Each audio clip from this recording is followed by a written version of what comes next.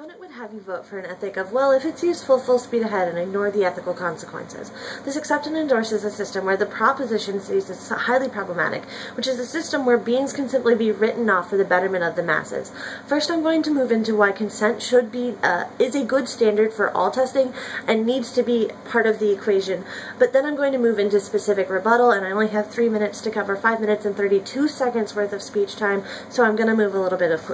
bit quickly. So consent is especially a good standard for testing because when we get informed consent,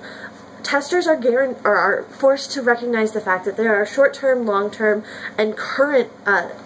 issues that could arise with testing, and that the being that is going through the testing deserves to know about all of these issues, and that they not only deserve to know about them, but that they deserve to be taken care of through them, and that the tester will be responsible for the things that happens to the testee. Now, this is also especially important because it checks what testers are willing to do when they have to be responsible for this in the long term. Furthermore, we think that when we don't get consent, we see the definite harm that the test subject is just our tool and nothing more because we're not looking out for them as beings. So there are two major implications of this. The first is that every test subject is just a number to be plugged into an equation for a better result without informed consent. And we think that this is especially problematic because of the way that we would want to manipulate equations, and if we don't have to be responsible via consent, then we're just moving around equations and writing off the individuals that didn't respond the way we wanted them to, and then we move on to the next one. Secondly, this translates into how we view life in all beings, and if it's okay to kill a pest, as my opponent says, for science, then it's probably okay to kill an elephant for its ivory, and it's okay to let a sick man die sooner, or encourage him to die sooner, so that we can then harvest his organs for science as well. So moving on to rebuttal. First of all, my opponent's counter proposition is absolutely already in the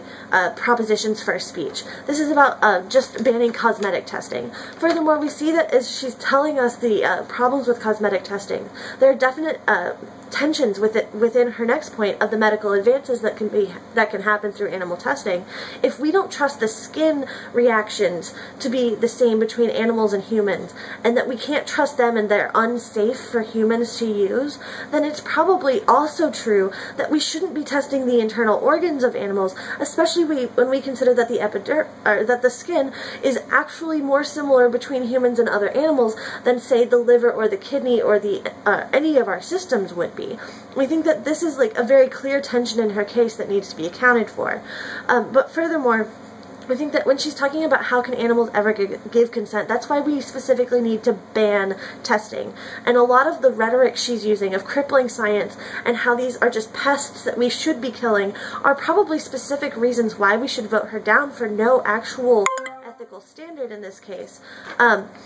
That can be adhered to. So we think that because pests are animals as well, and they should be looked out for, and animals are beings as well and should be looked out for, and we see that humans continue to volunteer on a day-to-day basis for scientific testing anyway, that there's no reason to continue to test on animals, and we would ban all testing.